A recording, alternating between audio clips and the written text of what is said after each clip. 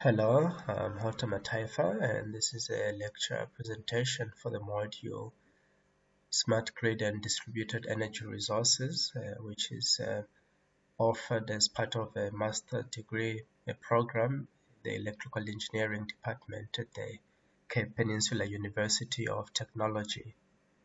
In this presentation, we carry on discussing the topic as smart electric power from generation to consumption, which we started last time. In the previous presentation, we looked at power generation, basically going through historical development of the electric power system with a focus on generation. We looked at a paradigm shift that has occurred in recent times, moving from a large-scale centralized power generation towards a more decentralized, small-scale distributed generation. We looked at the drivers for that development, as well as the alignment of this development with the objectives of the smart grid. In this presentation, we are going to be looking at power transmission and power distribution. So starting with power transmission, if we look at the electric power system, a power transmission basically sits between the generation and a distribution. And typically, a transmission system is quite extensive in most electric power systems. It covers a very long distances, sometimes thousands of kilometers, and it basically carries large amounts of power at a very high voltage. So we can see the rating of most transmission lines is high voltage in the range 138 kilovolt to 765. In some cases, it may be even higher than that. And the motivation for high voltage transmission is basically to improve the transmission efficiency. The transmission component of the electric power system plays quite an important role in the overall electric power delivery system, as we are going to look at in the next few slides. And one of the most important tools for the management of the transmission system is what is commonly referred to as an energy management system. So looking at the transmission system, why is it important? And there are quite a number of reasons. Firstly,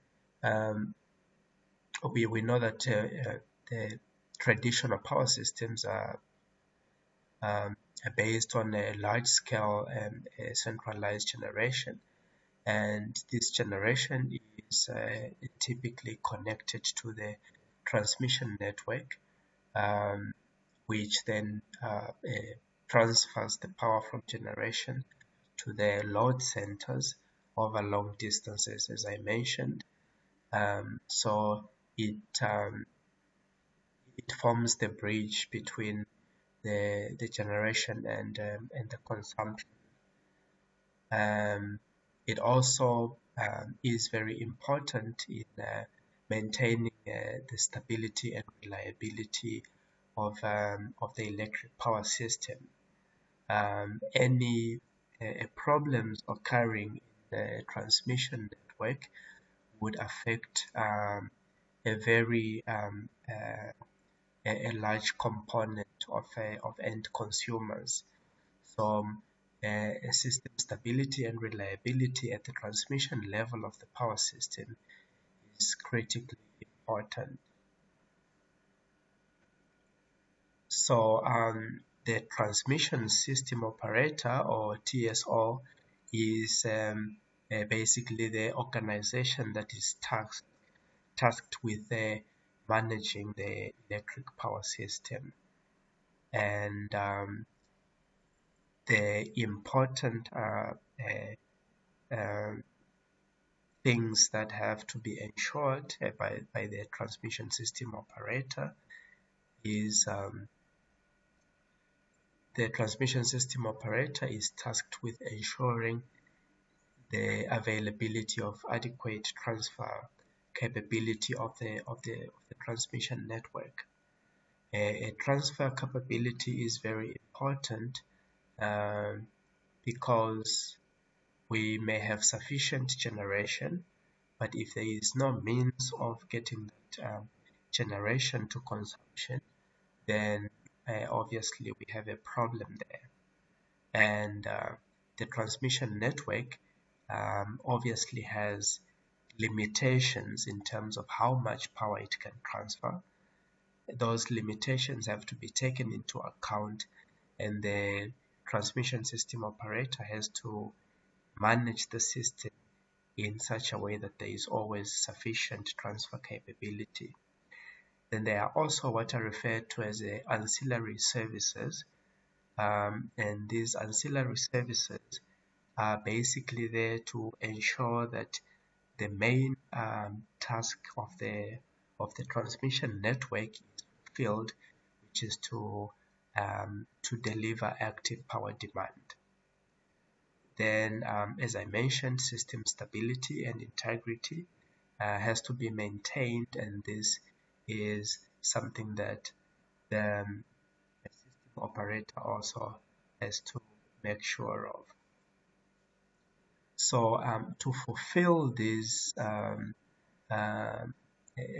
objectives, as I mentioned, the TSO makes use of the transmission as energy management system, and this is essentially a suite of applications that are there to help the system operator to manage the transmission network, and this includes monitoring, controlling, as well as optimizing the performance of the generation and transmission systems. So the transmission system operator is actually responsible for managing both generation and transmission parts of the electric power system.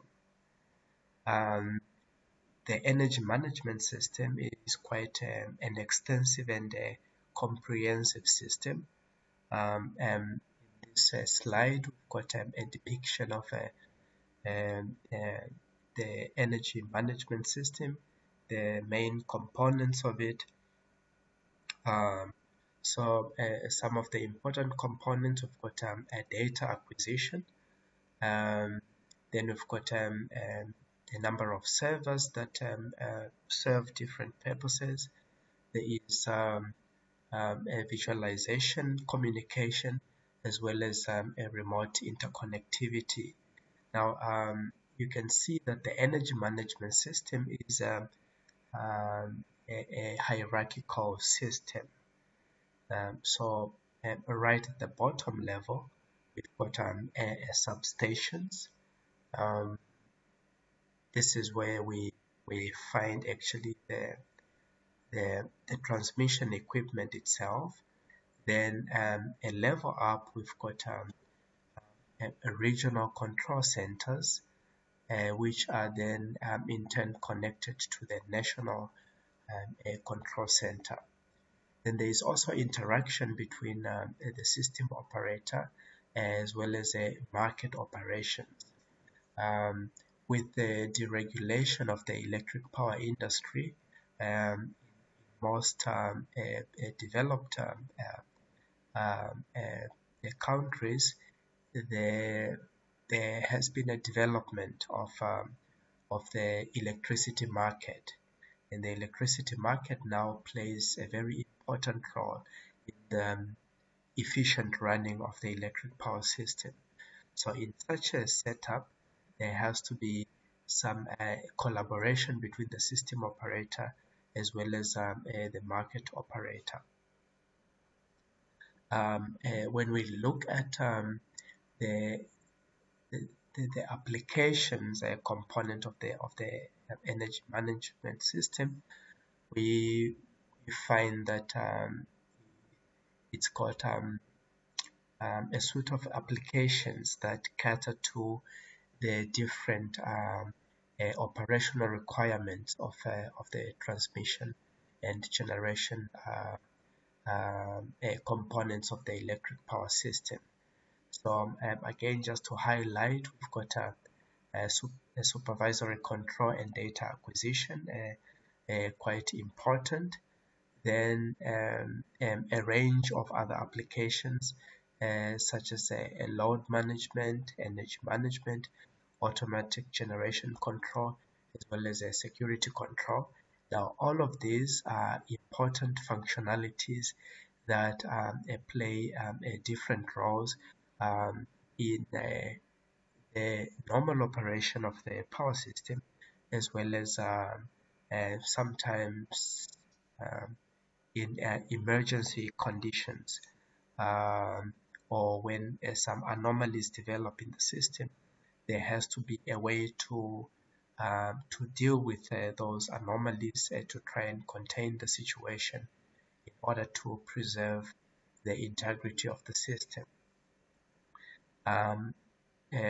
Modern energy management systems also provide facilities for training, operator training. So we've got a simulator that could be used by operators to analyze different scenarios of their power system, where they can play around with different scenarios and contingencies to see how the system would respond to any measures that they may take in case of emergency or other abnormal conditions that may occur in the system.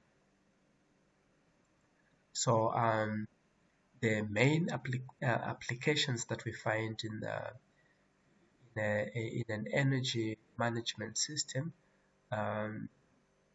just to highlight some of them, we've got a unit commitment. Now, unit commitment is basically a task that schedules generation in a way that caters to the forecasted load in an efficient way, which means that the system operator has to schedule generation to meet load demand at least cost. So that is the main purpose of a unit commitment. Then we've got automatic generation control. Automatic generation control is a functionality that would typically be required in dynamic conditions where we have some kind of imbalance between generation and demand. And automatic generation control automatically responds to try and correct for any imbalance that may come up in the system. Security assessment and control would typically be required. It can be a preventive or corrective measure. Preventive in the sense of preparing for any contingencies that may take place in the system, and corrective when it actually has to respond to contingencies already having taken place. So all of these are very critical applications of the energy management system that is meant to keep the system running effectively, and also to respond to any abnormalities that may take place in the course of the operation of the system. So we've got, as I mentioned earlier, control centers that play a very important role in this. So they basically house all the energy management system and SCADA system that is used in the performing of these functionalities.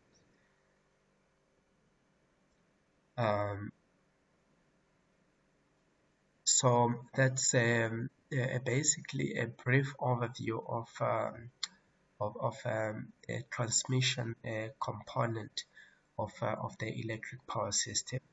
Now, from the perspective of the smart grid, what we find is that the transmission system has already been applying a lot of a state-of-the-art technologies that are meant to improve the efficiency of operation of the system. So and that is basically because of the critical role that it plays in the reliable operation of the electric power system. So we find that most of the objectives of the smart grid, such as efficiency and optimization of system operation, that has to a very large extent been applied at the transmission level of the electric power system. Now, another important aspect is a wide area a management system. Now, this is similar to the transmission energy management system, except it is used in a context where we have a much larger interconnected system. So the energy management system is designed with a transmission system in mind that is normally confined in a region such as a country. And in certain regions, for example, in the United States and Europe, they actually have interconnected systems that connect transmission systems from different countries. And in such a scenario, a transmission energy management system alone would not be sufficient. We need something like a wide area energy management system. And this would not replace the transmission energy management system. It is meant to kind of support the transmission energy management system by performing functionalities that are not typically performed by the transmission energy management system. So in this slide, we have a depiction of a wide area monitoring and energy management system. And I can just highlight some of the components that we have in the system. We have briefly discussed this in a previous lecture, but the important role of the wide area management system to provide a synchronized a measurement of the important system parameters. And to achieve this, it makes use of a synchronized phasor measurement units, which are deployed in strategic locations in the interconnected electric power system. They are synchronized by means of a GPS, and there is an extensive communication network that basically facilitates the collection of all that a synchronized phasor measurement, and which is then transferred to the to the main center for visualization and post-processing. So why do we need a wide area management system? This is basically to provide a higher level observability of the interconnected system, to enable the system operator to have a better picture of the state of the system.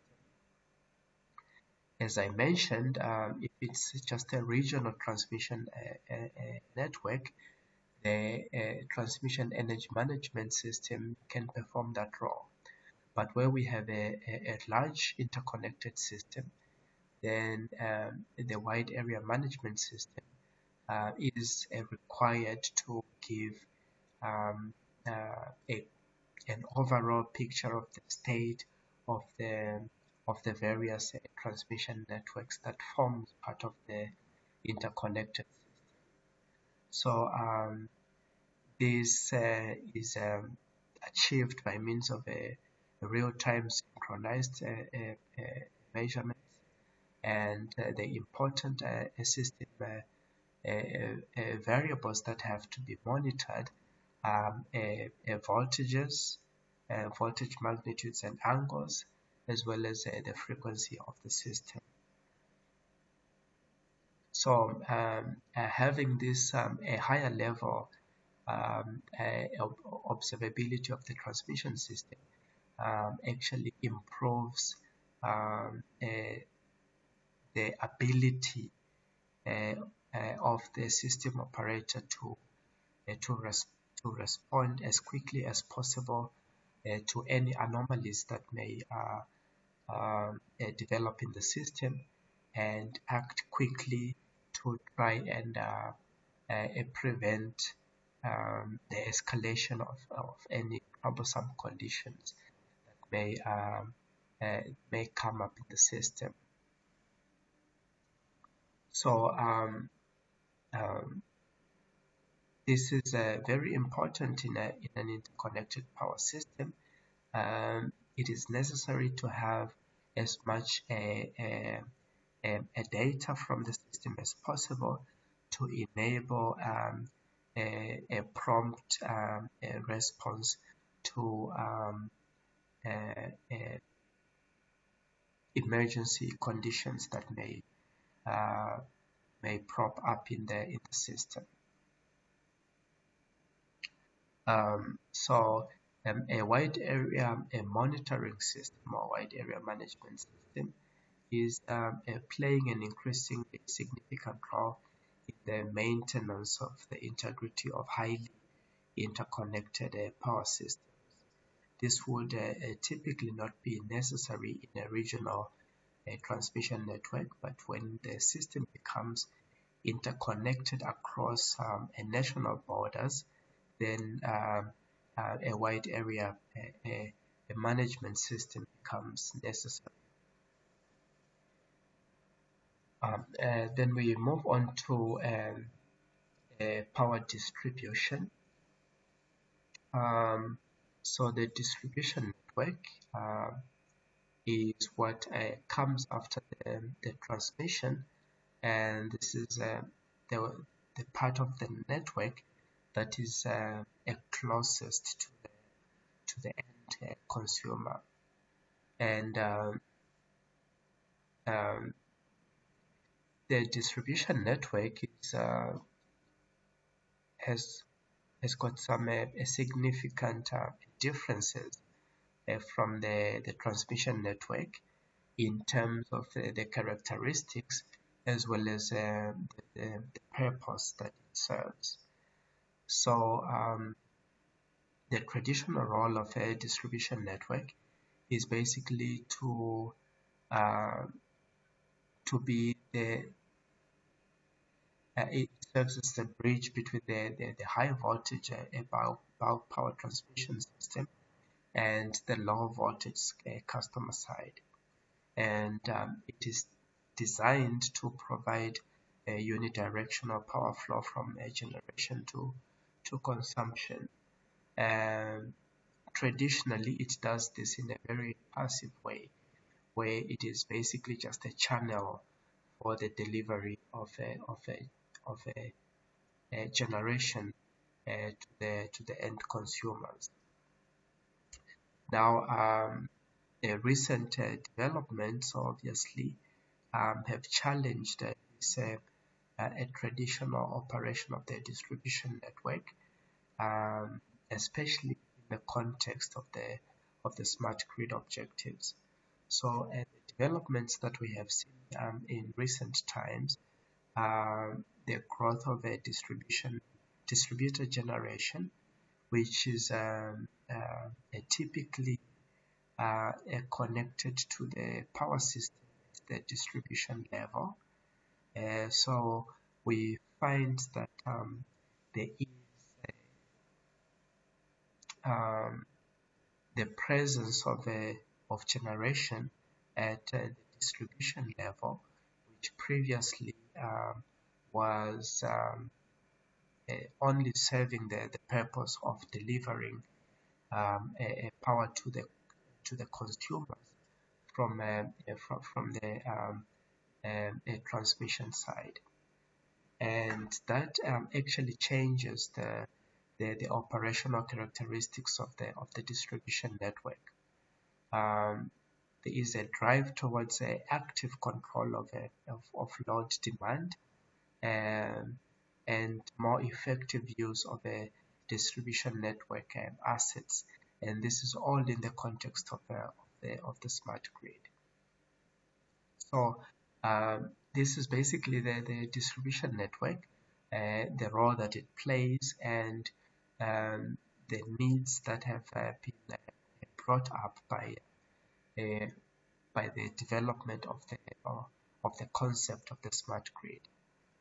Now, looking at the characteristics of the distribution network, as I mentioned, they are quite different from the characteristics of the transmission network. So just to highlight some of the network characteristics, most distribution networks are typically operated in a radio configuration, even in cases where we've got a meshed network, it still gets operated radially, and this has got some operational advantages that have been favorable for most requirements of the distribution network. Then another characteristic that we find in the distribution network is that it is very common to find that the topology or the configuration of the system varies in a dynamic way over time, and this may be because of a scheduled maintenance, when some of the parts of the network have to be taken out for maintenance, sometimes because of faults, because of the proximity of the distribution network to the customers. faults are actually more common in the distribution network compared to the transmission network. And whenever a fault occurs in the system, it has to be isolated, and there is always the need to minimize the impact on a supply reliability. So in most cases, this requires actually taking out a part of the system and trying to keep as much of the healthy system running as possible, and this obviously it leads to the change in the topology of the network. Another phenomenon that is quite an integral part of the distribution network is the fact that most of the loads, especially the single-phase loads, especially the residential loads, are single-phase, which means that they are supplied or they are connected to the network between the phase and the neutral. And because of the single phase connection, it is necessary to try and balance the load among the various the three phases of the system. And achieving a balanced loading is always a challenge. So you find that in most parts of the distribution network, we have unbalanced loading of the three phases of the network. This obviously has got implications on various operational characteristics of the network. Then the distribution network is operated passively to a very large extent, and this is because of the limited deployment of a communication and monitoring infrastructure. So all these characteristics actually impact on the operation of the distribution network. So those are the characteristics from the perspective of the network, but we also have characteristics that have to do with the nature of the load on the distribution network. So the load on the distribution network is the composition is very complex. We have a variety of loads that have got different characteristics. Then the load also varies, very dynamically in a quite an unpredictable way, and also the limited measurements that are available, meaning that a lot of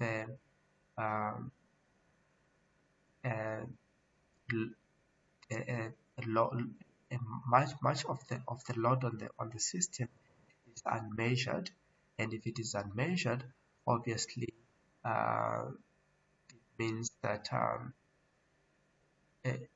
we may have to do some estimation, and estimation is always going to have an error in it.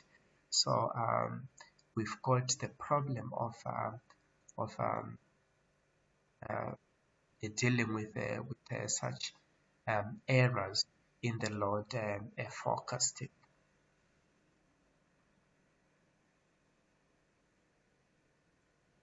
So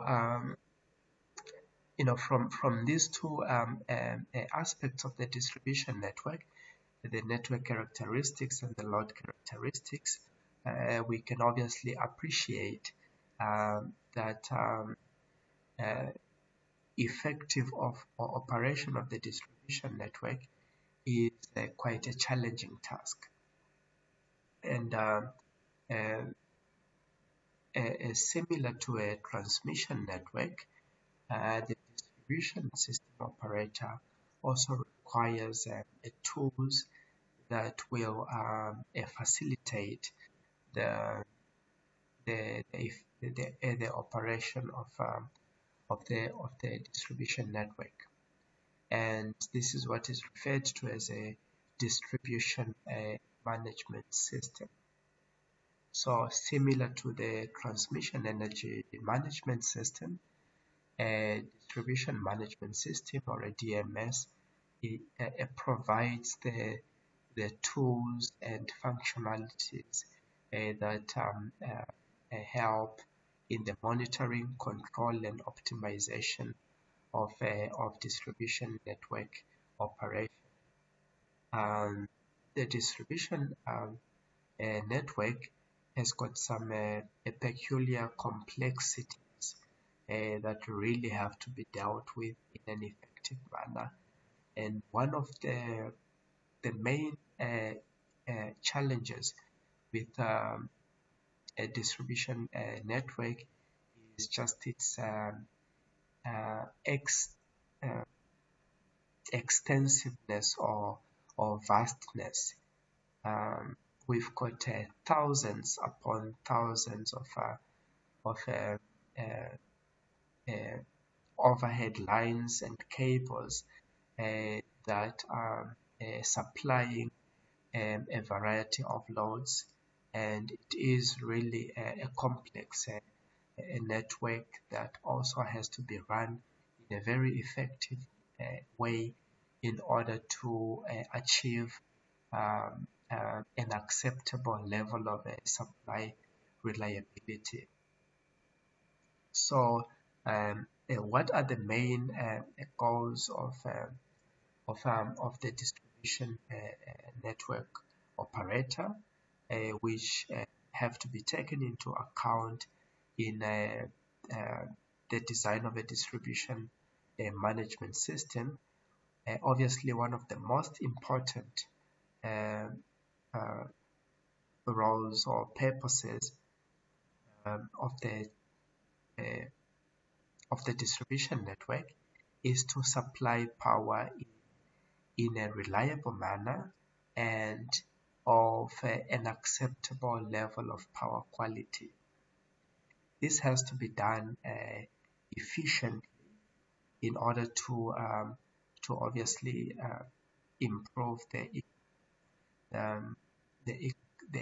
economy of system operation, then as well as the effectiveness of system operation.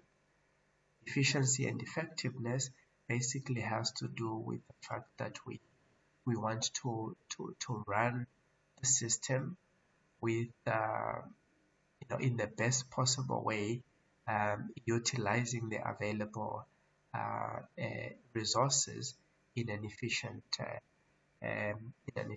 manner. So keep in mind these three goals as we look at what typically makes up the distribution management system. So the main components of this distribution management system, we've got a data acquisition system, that is SCADA. Then we've got HMI, that is for a monitoring system monitoring, as well as a visualization by the system operator. Information management system, as well as a set of a modeling and analysis tools that facilitate the network management. So in the next few slides, we are just going to look at a few details of each of these components of a distribution management system. So starting with the data acquisition, as we know, a SCADA system is an important component of the distribution management system. This is the system by means of which the operation of the system is monitored. Now, there is a variety of data that is required to be monitored from the system. Some of it is a real time. For example, it is necessary to know at any given time which lines are operational, which switches are on and off, which um, components are maybe uh, undergoing maintenance. So all of that information needs to be collected by the SCADA system, and voltages and currents and alarms. All of that is information that is required by the system operator to be able to know what the status of the various parts of the system is. Monitoring, event processing, and alarms. Because of the vastness of the distribution network, inevitably some issues are going to come up in the system. We are going to have maybe some faults or some abnormal conditions, such as overloads, certain feeders or cables being overloaded, or even transformers. Now, when that happens, it is necessary for the system operator to be aware of that, so that measures can be taken to try and contain the situation so that problems do not escalate the system. So all of this is facilitated by the SCADA system. Then the SCADA system also enables remote control when it is necessary to manually open a certain lines or circuit breakers or other switching devices. This is done by the operator via the SCADA system. The data that is collected from the network is important for many post processing operations, for analysis, whether it is a fault data, or just a data that is collected during the normal operation of the system. This can be used maybe for planning and design purposes, or any other analysis that may go into the effective operation of the network. So a SCADA system is one of the integral components of the distribution management system. Now, we also have modeling and analysis tools. These also assist the system operator in the effective running of the distribution network. So we have a distribution system modeling. So obviously a DMS is a suite of hardware and software components. The software part is basically representations of the network in the form of models, which are used in the analysis of how the various components of the network. So these can be single-phase models or three-phase models. Single-phase models can be used because in most cases the distribution network is a three-phase system, and if it's balanced, single-phase models of the balanced system can be used. If we have a high balance, then it is necessary to also make use of the unbalanced models of the system. So there are a variety of components of the network that have to be modeled for analysis and other applications. These are basically the components that make up the network. So the distribution lines, transformers, distribution network, generation, reactive power compensation equipment, even switches and other devices that make up the distribution network.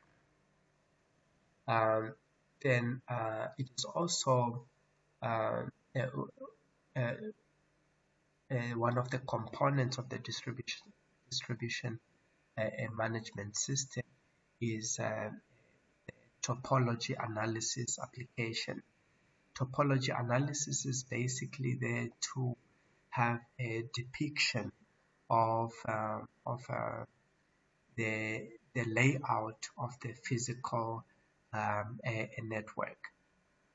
Now, because of the vast extent of the distribution network, it is usually not practical to have an exact a depiction of the topology of the network. So there are some methods that are applied to actually have a reduced a representation of the network, and this is basically to have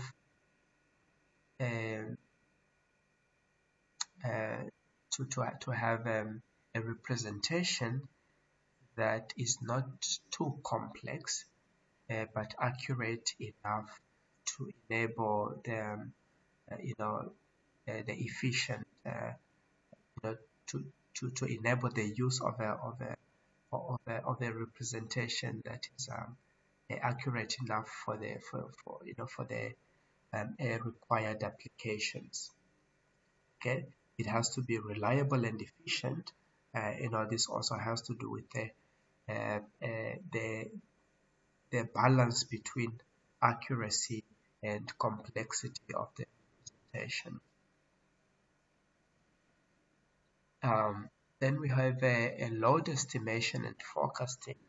As I mentioned earlier, the load estimation and forecasting is important for a number of reasons. One of the reasons is that the network operator has to plan ahead to ensure that there are enough resources or there is enough capacity to supply the forecasted load demand. So this is the reason why the load has to be estimated and forecasted. So the forecasting can be short, medium, or long term, and this serves different purposes. Long-term forecasting, for example, may be used for planning purposes.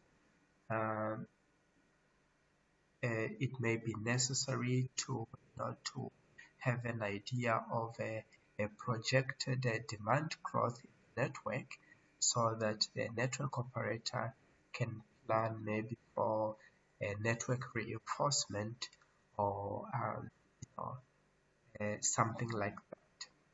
Then short and medium would typically just be there to ensure that the network is capable of delivering the required demand. So just to highlight a number of methods that are typically used in load forecasting, these are obviously mathematical approaches. So it can be the commonly used ones are regression, a time series, and computational. Most of these methods, pretty much all of them, make use of historical data. So basically, it is a case of looking at the past to try and predict what could possibly occur in the future. Obviously, that cannot be done perfectly, but these methods are sophisticated enough to provide at least useful information that can help the network operator to plan ahead in terms of delivering the required demand. So a load estimation and forecasting is quite an important application or tool that is a part of the distribution management system. Then we've got another important tool that is power flow or load flow analysis, and this gives an idea of actually the state of the network. So it provides a steady state solution of the power network, and this steady state solution basically the power flow analysis is a mathematical tool that is going to basically solve a system based on a model. Earlier I talked about a distribution system model that is one of the tools that makes use of the distribution system model is the power flow analysis. And the power flow solution will typically provide information on the voltage magnitudes and phase angles in the entire network. Besides the voltage magnitudes and phase angles, it will also provide the actual power that is flowing through the feeders, transformers, and other network equipment. Now, this is important as the operator has to have this kind of information in order to be sure that the system is running within a specified limits or operational specifications. So just looking at a few details regarding the power flow solution, typically a power flow analysis tool has to have information regarding the buses and the bus bars. For those who have not done any course in power systems, much of this information may be new to you. It's an advantage. It's an advantage for those who have done a power system, but so some of this information that I talk about may be new to some of you. So a bus bar is basically, we can consider it to be a node that serves the purpose of connecting a different electrical equipment. So A bus bar may be a connecting point for a generator, or a transformer, or a transmission line, or a feeder. It's basically a connecting node for various electrical components. And in a power flow analysis software, bus bars are classified based on what is connected to that bus. So we've got a slack bus, a PV bus, and a PQ bus, and this information has to be specified in the power flow analysis software. Just to highlight other information regarding the power flow analysis. The power flow analysis makes use of a model of the system, and this model is normally formulated as a set of nonlinear algebraic equations that may be solved by a variety of solution techniques. And the common solution techniques that are used are the ones listed here. There is a Gauss-Seidel method.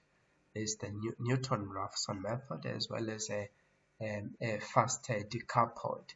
Now, these methods were originally developed for the transmission system power flow analysis, and as I mentioned earlier, because the distribution network is significantly different in terms of characteristics from the transmission network, a direct application of these methods to distribution network power flow analysis may not produce a very representative result of the actual system. So some adaptation is usually needed in order to derive useful information from the power flow analysis. Okay, so moving on, still looking at modeling and analysis tools that form part of the distribution management system. We also have a state estimation. Earlier we looked at load estimation. Load estimation tries to forecast the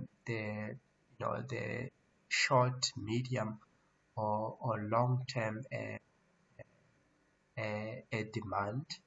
Here, a state estimation is there to actually have a depiction of the actual state of the system. And the state of the system, as I mentioned earlier, is essentially the voltage magnitudes and phase angles at the various bus bars in the network, as well as the power flows along the various feeders and the transformers. So the network operator requires a sufficiently accurate idea of the state of the system, and this is necessary to ensure that everything is running within limits, within specifications. And in case of any anomalies, the operator should be able to take measures to correct any anomalies that may come up in the system. So that is the operational aspect. Then there's also the aspect of a efficient asset management and optimal resource utilization. So a state estimation can help with that. For example, if a part of the network is overloaded and it is established that another part of the network is underloaded, for lack of a better way of expressing it, the operator could actually uh, uh, uh, do something to try and balance the load in the network. So that essentially uh, implies efficient asset management and utilization. So a distribution state estimator will essentially provide an estimate of the state of the system using available measurements, as well as some what are referred to as a pseudo measurements, because not every part of the network can be measured. Um, that's why we need to estimate other parts of the network. So it's basically a combination of the actual measurements as well as the pseudo measurements to come up with an estimation of the unmeasurable parts of the network. Okay, so a state estimation is posed as an optimization problem. So what we are optimizing is basically, because we are concerned with the accuracy of the estimation, we want to minimize the difference, the measurement error, which is the difference between the estimate as well as the actual value if exact measurements were carried out. Okay, so this is an optimization problem, and looking at just briefly looking at the methods that are typically used for this. For state estimation, we have a weighted least square estimation, a weighted least absolute value estimation, as well as a robust state estimation. Now, most of these concepts you will notice that I'm really just highlighting them without going into too much detail. They are extensive topics on their own. So really all I can do is to just highlight them, and hopefully this encourages you to to research on these topics. Unfortunately, the time constraints do not allow us to go into much detail in most of these things, but hopefully you can read further on,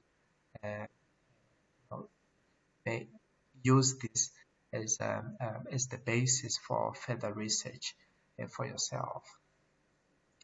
Okay, so we have weighted least square estimation, weighted least absolute value, as well as a robust state estimation. Now, the objective is different in each of these. The main objective obviously is to minimize the measurement error, but the way that we do this may be different. For example, in the weighted least square estimation, we are minimizing the sum of the squares of the measurement residue or measurement error. In the weighted least absolute value, we minimize the sum of the absolute values of the measurement residue. And basically the application of these methods will depend on the actual context. So you might find that in a certain context, it is preferable to use the weighted least absolute value, and in another, the weighted least square may be may be more, maybe preferable. So just to differentiate, roughly between the two, this one will try and minimize, let's say, the average error, right? So the error will be more uniform in this one, and in the weighted least absolute value, this one tries to minimize the maximum error that will be obtained in the system. A robust estimation is more concerned about mitigating the impact of large measurement errors and other uncertainties. So it may not essentially minimize the average error, but it will perform much better than the other two in a case where we have a higher uncertainty in terms of the measurement error and maybe the negative impact of the measurement configuration on the estimation accuracy. So these are mathematical tools that are made use of in the state estimation tool that is part of a distribution management system. Okay, so that was a brief look at the modeling and analysis tools that form part of the distribution management system. I highlighted only some of them. There are typically many others, but these are really the core components of the distribution management system. And again, I couldn't go into a great detail on any of them. It's just to highlight them, and hopefully you read up further on all these topics. Now we are going to look at some of the applications. What we were looking at were the modeling and analysis tools, and applications are mostly the functionalities that we are going to find typically in a distribution management system. So we have applications for system monitoring, operation, and outage management. So this caters for the daily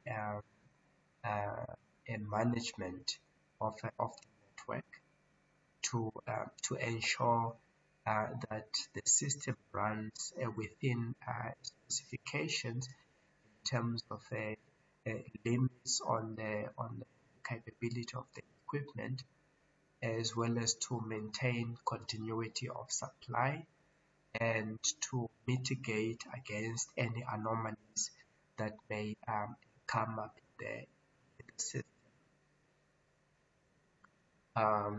Then we've got an application for asset management. This is just to kind of keep track of all the equipment in the network in terms of their physical location and other aspects that have to do with the various assets of the network. Then we have a network extension planning and design. This will basically it's an application that assists the network operator in planning and design, especially long-term planning for for the network to meet um, any future developments that may need to be taken care of. System monitoring. I have already discussed this. We need a SCADA system to provide information on the voltages and currents and power that is flowing in the network, and also to provide information regarding any anomalies that may be in the system, such as overloads, as well as faults that may need the attention of the network operator. System operation. I have mentioned the fact that the network is normally operated in a radio manner, and very often network reconfiguration may be necessary to respond to maybe to things like faults, as well as sometimes network maintenance, or anything that may require some reconfiguration of the network. Voltage and VAR control is another important application when it comes to system operation. And this VAR stands for the reactive power, that is a volt amp reactive.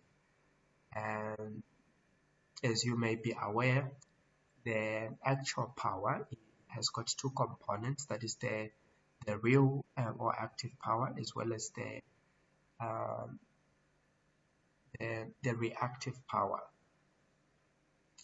And voltage is a very important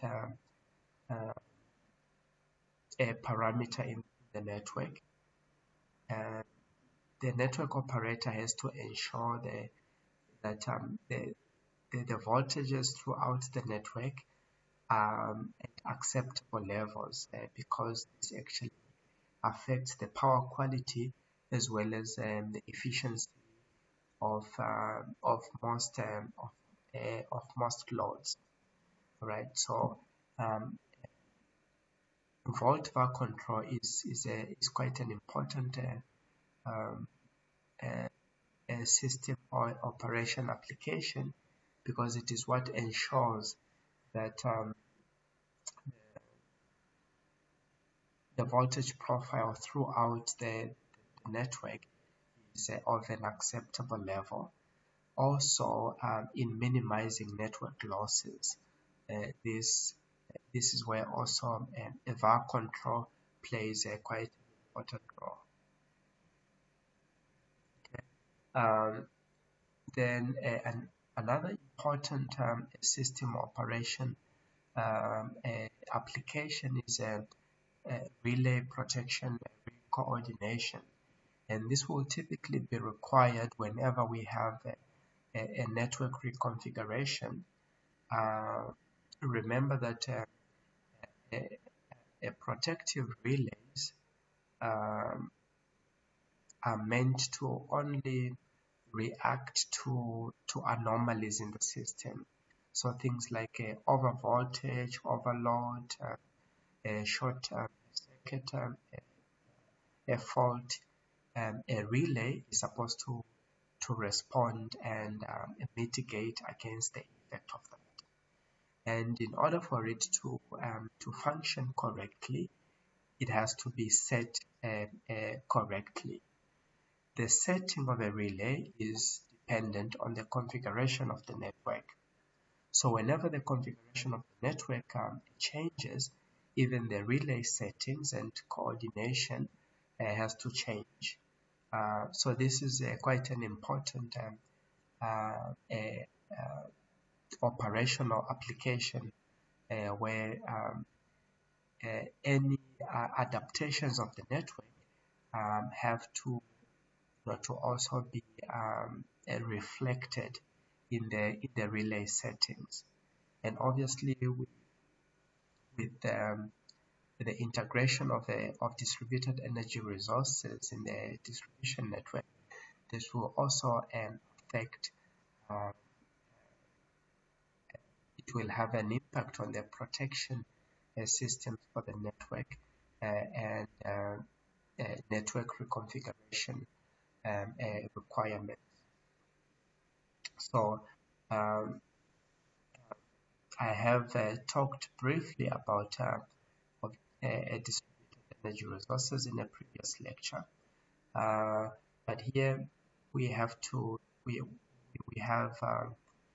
talked about the integration of distributed energy resources in the distribution network just briefly.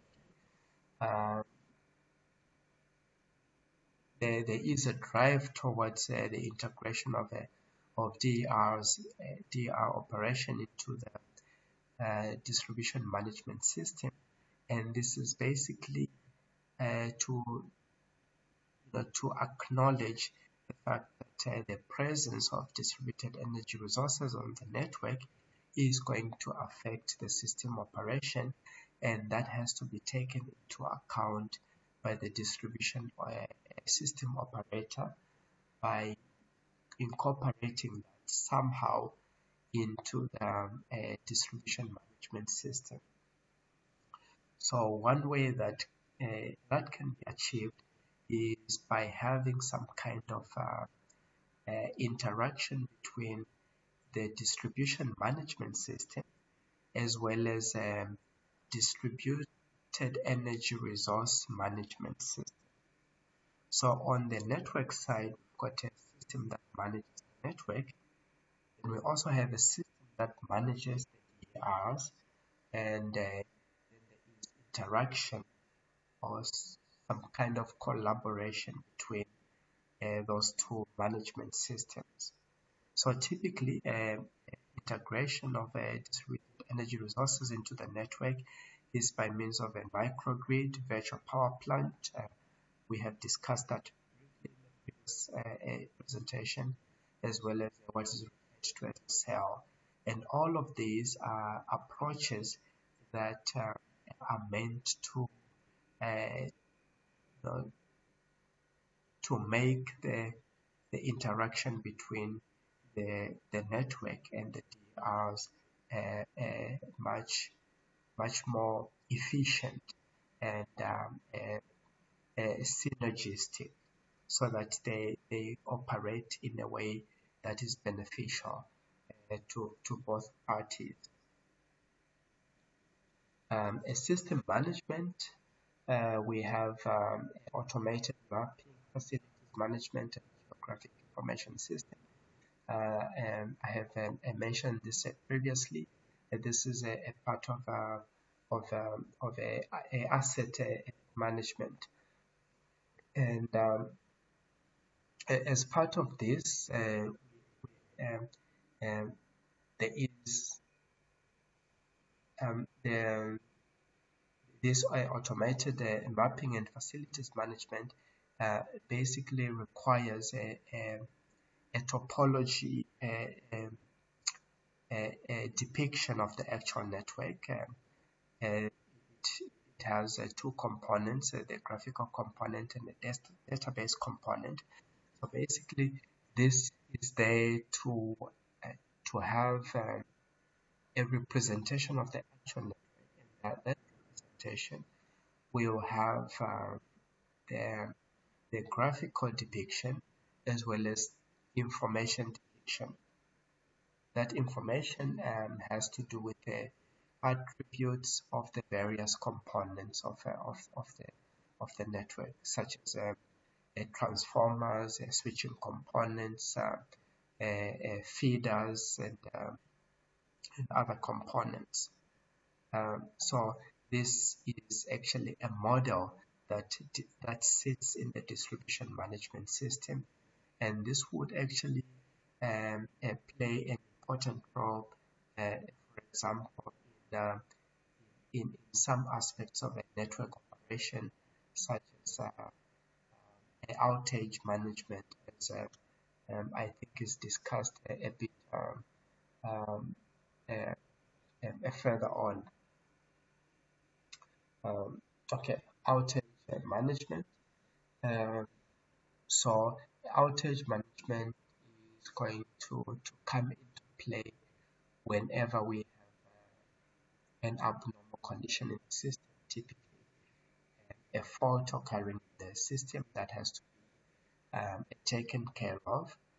An outage management system is largely automatic, but also it involves some manual operation, and it is responsible basically for the identification of a fault, diagnosing what kind of fault it is, then obviously isolating it, and whenever a fault occurs, we have supply interruption. So after isolating the faulty part, a supply can be restored to the healthy part, and then obviously the fault should be rectified as soon as possible, so that supply can be restored to all parts of the network. So a fault identification in the distribution network is not very sophisticated. Up until now, according to the traditional operational approach, in most cases, actually, some faults, the operator only becomes aware of them when they are reported by customers that they do not have power. Obviously, that is changing with the deployment of a smart grid applications. There is more a deployment of information and communications technologies and other monitoring and communication technologies.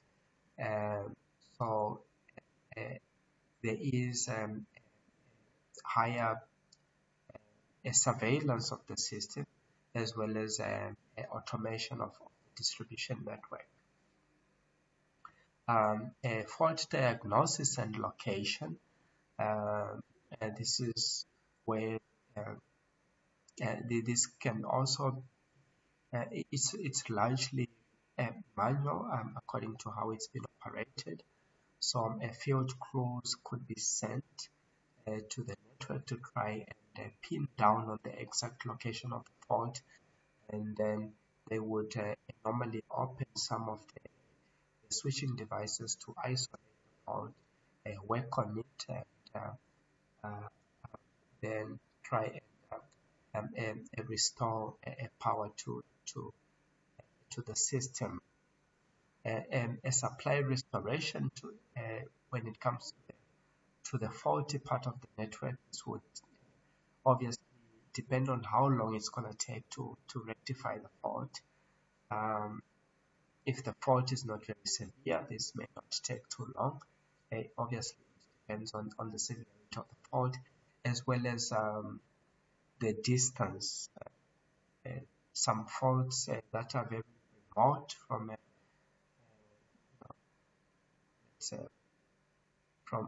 from where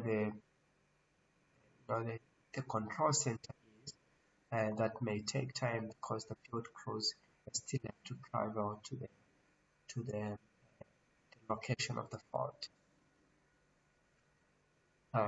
So that is basically the outage management system. Typically, it's partly automatic and partly manual.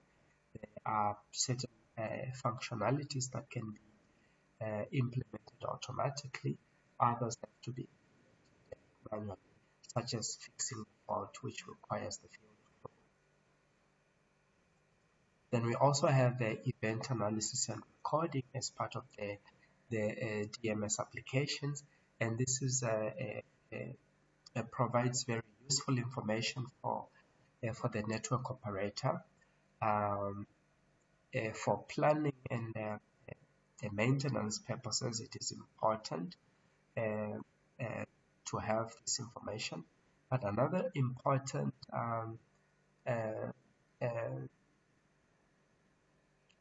requirement for the system operator is that the operator has to provide a certain information on the performance of the network.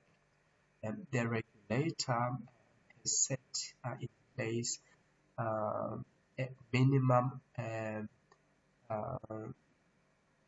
goals for the operation of the network that sets the minimum reliability requirements. So, for example, the maximum customer interruptions, customer minutes lost, and it basically has to do with the reliability of supply as well as the quality of the power that is delivered to the customer. So all that information, it is mandatory for the system operator to actually analyze based on the data that is collected from the system, to analyze and produce indices or performance statistics for the network.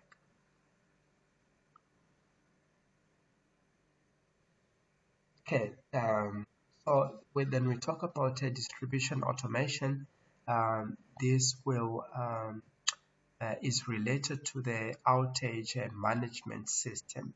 But distribution automation is, as the name says, this is an automated application which has to automatically respond to. Typically, it is used for this acronym. It is pronounced as FLISA. That is a fault location identification and service restoration. So this is an important aspect of distribution network operation, and it is defined in one of the IEEE Power Engineering Society publications as a set of technologies by means of which the electric utility remotely monitors, coordinates, and operates the distribution components in the real-time mode. Okay, so I think it's important to highlight that it is a real-time application, and because it is a real-time application, it caters, or it is specifically for critical information that is coming from the network, and this is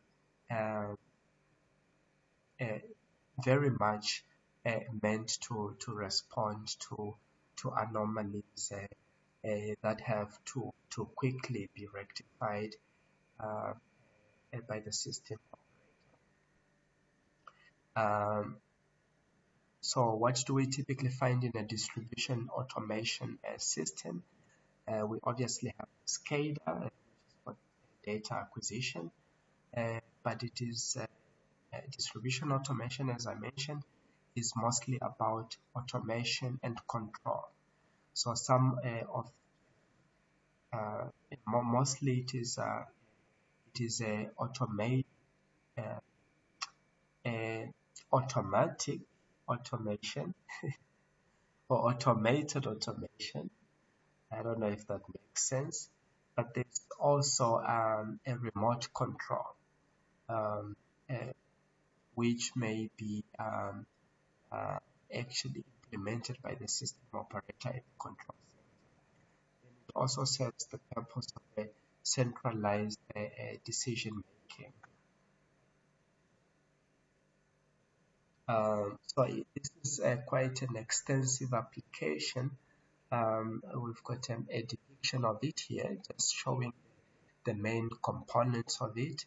It is also a bit hierarchical in terms of the structure.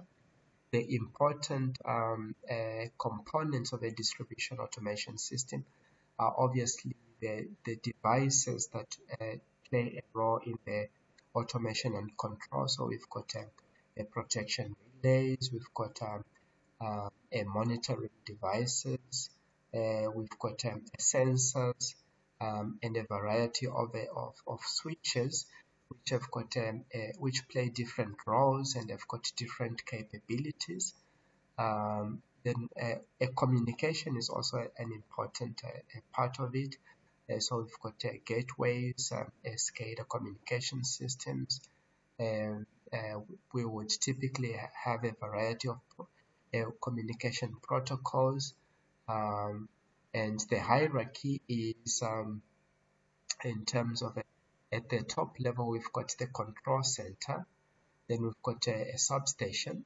In the substation we've got the switching devices that are actually connected to the equipment that has to be controlled.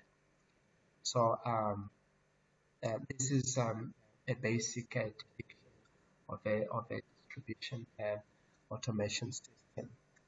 Okay, so what do we want to achieve by means of a distribution automation system? This really mainly has to do with improving a service availability. So one of the important purposes of a distribution automation system is to really limit the extent of faults on the network. It could be very easy for a fault that begins in one part of the network to spread to the rest of the network and bring the whole network down. To improve service availability, a distribution automation system would typically act very quickly to constrain or to confine the reach of a fault that develops in the system. And obviously, to improve service restoration, for example, by a quick location of the fault, so that the field crew can be sent to the correct location in the quickest period of time. And then obviously in a normal operation, load balancing and voltage control are important. Load shedding might be necessary when generation is not sufficient to meet a load demand. And I'm sure most of us do not need, we are familiar with the load shedding and what it means with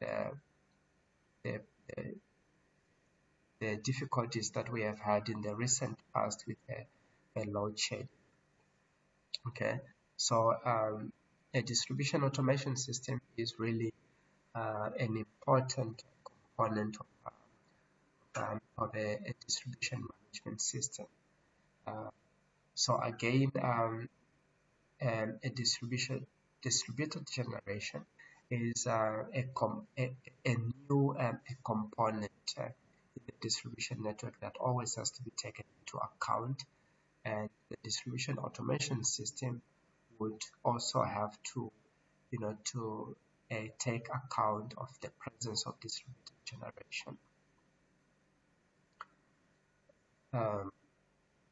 Okay, so besides the components that were depicted in the previous slide of the distribution automation system, we also have things like voltage regulators, capacitor banks, circuit breakers, reclosers, and sectionalizers.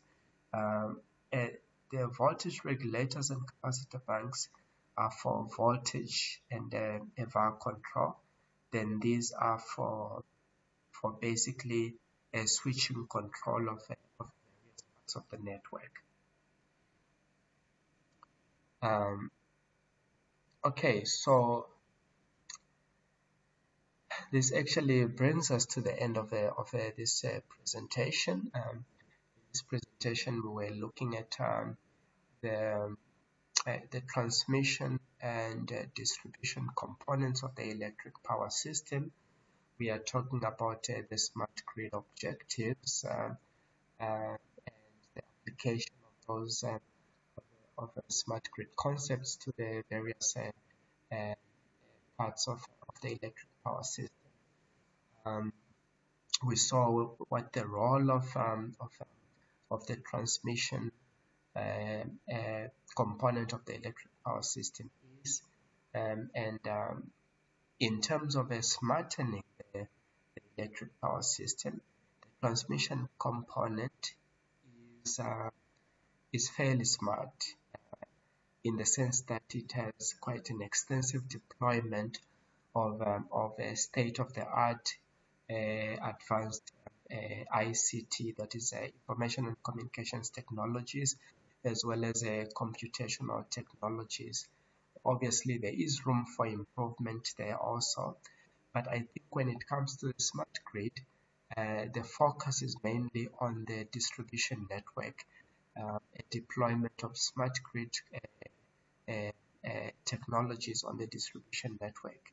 And if we just focus on the distribution management system, we actually have been looking at the modeling and analysis tools, as well as the applications that form a part of the modern smart distribution management system. So things like advanced load estimation, state estimation, and power flow analysis. We have looked at all of that, and applications, system operation applications, asset management, outage management, as well as distribution automation. All of that really is fairly new to the distribution network. Traditionally, it has not been very sophisticated, and there is a drive towards the application of smart grid technologies to try and enhance the operation of the distribution network by means of advanced distribution management system. Okay, so some of the sources that have been what I used in preparing this presentation for your further reading. I looked at quite a number of sources. You are more than welcome to go to any of them and read up further on what I have discussed in this presentation. So thank you very much for watching this presentation. See you in the next one. Thank you.